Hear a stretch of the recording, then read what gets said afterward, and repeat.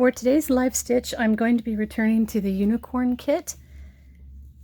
Here I have already ironed the pattern onto the silk, and you can see I've done the gold plated thread on the horn. Let's see, get a little bit closer up on that.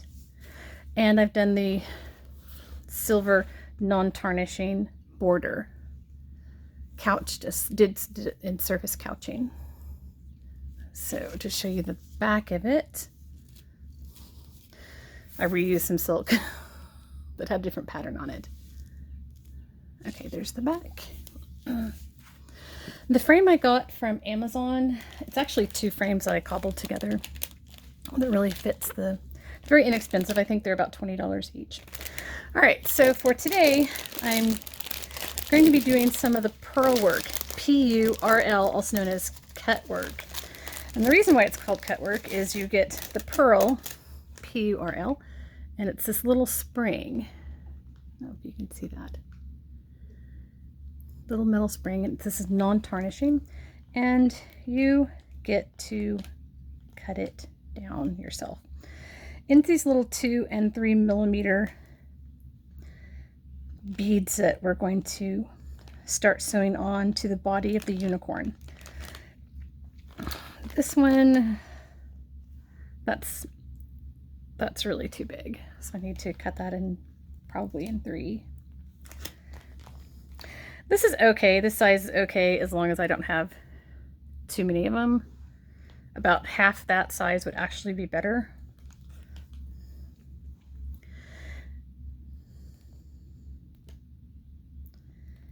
And I have a pair of dedicated scissors, but because I am cutting metal, they will wear out pretty fast. I have to replace them about once a year.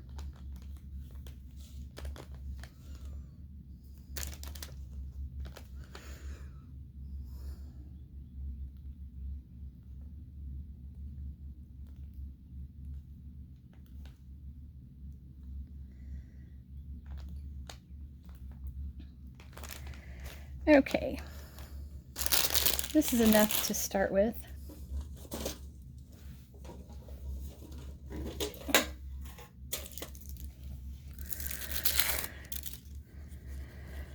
So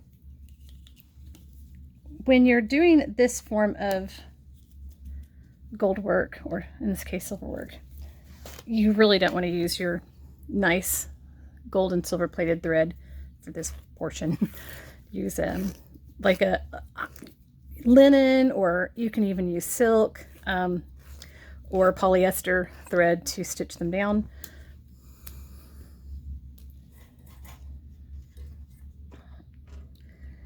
I moved a couple months ago and I haven't found the rest of my thread yet, so I'm going to use my plated thread because I have it handy.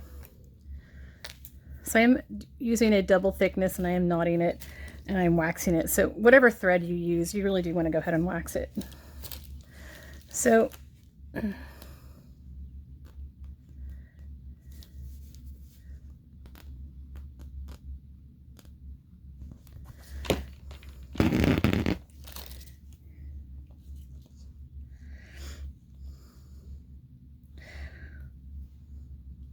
when you start a new spool of the plated thread, oftentimes this outer edge has been abraded a little bit, so it's a little bit, the plate is a little bit rougher.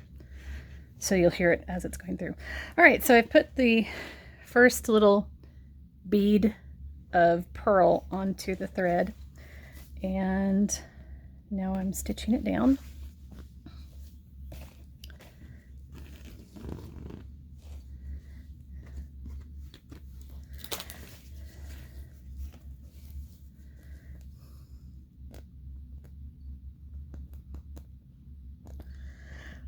I want to make sure that I keep all the little beads inside the pattern. I don't want it to kind of bleed over into the black, because that will make it look messy.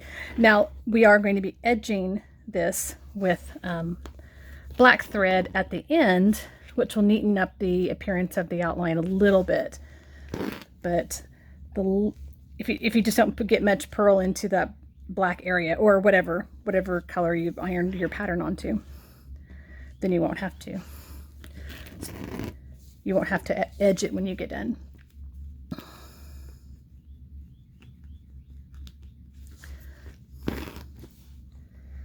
So once the purl is cut,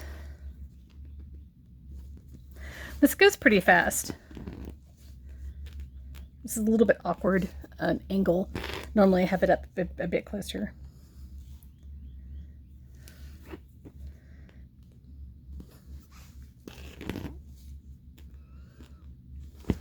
Oops. Just grab the little pearls, little pearl beads rather.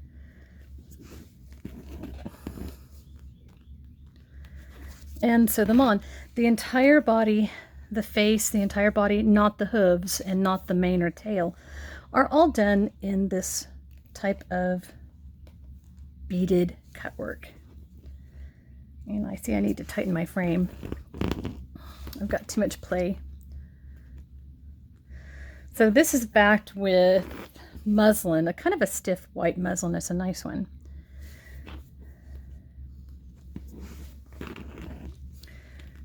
I also like to work with a fairly thin, a medium weight canvas.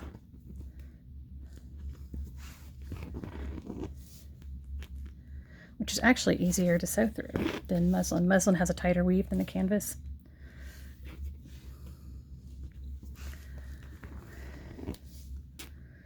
So you'll notice that unlike last week where my left hand spent most of the time underneath the frame, when you're doing cut work, it spends all of its time on top of the surface of the, oops, did I stick that in the wrong place? I did.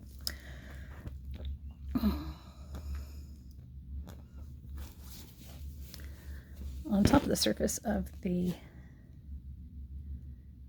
embroidery. And I'm using my fingers to manipulate the thread and see how I'm kind of guiding it in the place and keeping it from snarling. This is really important when you're working with silk. The plaited thread doesn't tangle as badly as silk, but silk you really have to use the proper tools when you're working with silk.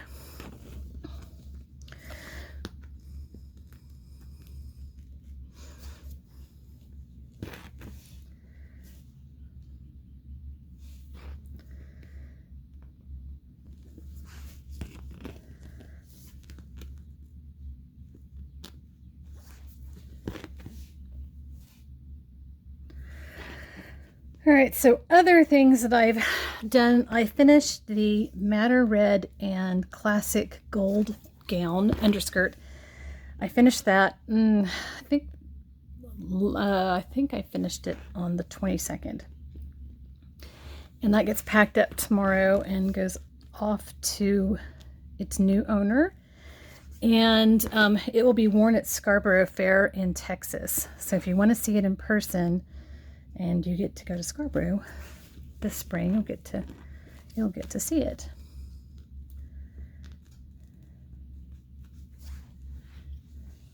So that ended up being, the body of the skirt was definitely a lot easier than the par. The par is such a challenge, and I'll talk about that in a minute.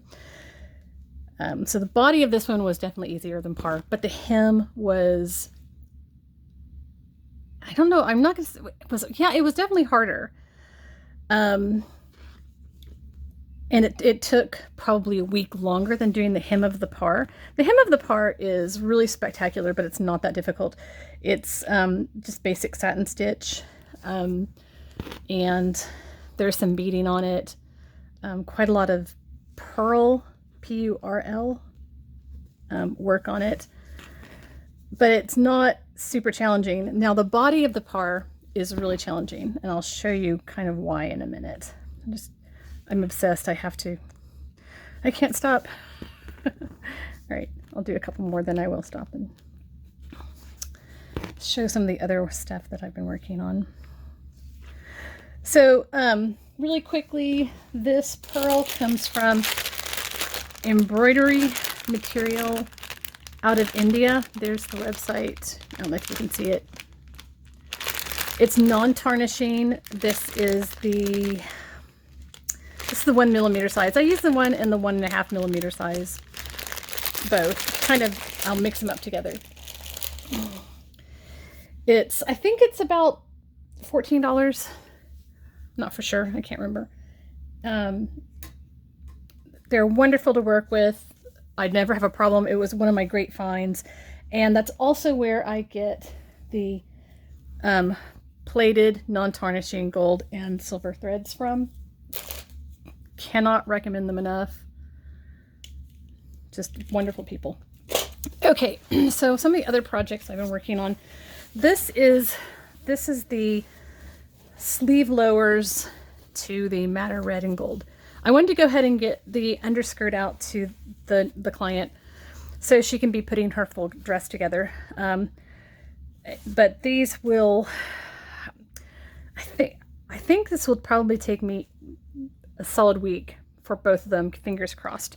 So this is what it looks like when the pattern's been applied to the silk. And I use a Silhouette 3 as my cutter, and then I iron it on. I have a heat press. You don't have to use a heat press. You can just use a regular iron. So this kind of gives you an idea of what it looks like when it's done. Now this is a different interior pattern, but here you can see the gold braid, and then all this surface couching of the knot. So kind of the before, just the pattern, and then after. So, and this, I didn't do it on this one, but if you have straight lines or gentle curves, this is too curvy, but if you have like straight lines like the grid, you can actually apply it by using E6000 with the beading tip. So you're just going to put a little bit of glue on, and then you're very carefully laying the gold or the silver cord on it, and then you do have to go back and stitch it on. But for those of you that don't have a huge embroidery frame and you want to do this pattern for like an underskirt, this would allow you to basically tack on the grid, and then you can use your sewing machine to sew it down. And the only part that needs to be embroidered is the bottom part. All right, so now we're going to talk a little bit about PAR. This is a sample for a client, and I'm actually going to throw it away. I changed my mind. I was using so here this is a thicker cord, and then I decided that the thinner cord, 3 layers of the thinner cord, works better. It's actually flatter. It's not that it's thinner, it's flatter, and it just looks like, here's one that's done with the flatter cord, and it just looks better. So we actually have 2 different colors. This down here is a lighter color gold, the bright gold, and then this is the classic gold. So this is my, but what I want to talk about is this design, this shape is really, really hard to do with the cord. It doesn't want to do sharp corners, as you can kind of see. So that's not been cleaned up, but it really doesn't want to do sharp corners. Now, part of the warping is because I'm using a rounded frame instead of a rectangular or trapezoidal frame. So you are going to get a little bit more warping when you're dealing with hoop. That's just part of it. But you can see that it's just not loving the sharp corners. I have to use 2 to 3 times more stitches on the PAR to get it to conform to the shapes that I want. But it's absolutely magnificent. It is the most magnificent underskirt and sleeve lower set out there. So it's worth it, but it does take a bit of persuasion on and persistence on my part. Now here I backed it with just muslin, not muslin, here I backed it with just linen, and that's fine. So for the PAR or any of these gold worked underskirts, you're going to have 3 layers of fabric that you're actually stitching through. You're going to have your fashion or your surface silk. You're going to have a muslin or a linen, and then you're going to have canvas. And it's not as difficult to stitch through as it sounds, but it does make for a pretty heavy underskirt. So they range from about 3 pounds to 7 pounds, depending on what they have on them and which pattern it is. The par being by far the most heavy. As you can see, there's a lot of pearls. There's a lot of metal. So you've got metal spangles. You've got, these are the check. No, these are my Panda Hall. For my samples, I do use my Panda Hall glass pearls. The check glass pearls are shinier, much shinier. Here you have the 2mm rough purl, P-U-R-L. Here I'm using the 2mm rough purl around the pearls. And so this is metal wrapped around silk, and then this is metal wrapped around cotton. So it's pretty weighty, just even as it is. And that's it for today.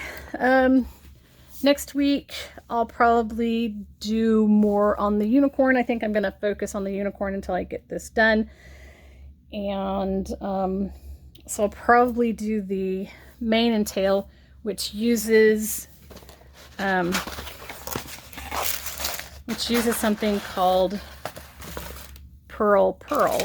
This is from Benton and Johnson, and it will tarnish, so I actually have to coat it with clear nail polish to keep it from tarnishing. And as you can see it, I don't know if you can see it very well, but it looks like little beads, and it's a spring just like the other purl. And I'll cut it and bend it and pull it, but I'll show that next week. So that's it for today. Thank you for watching, and I will see you next week, if not a little sooner. Bye.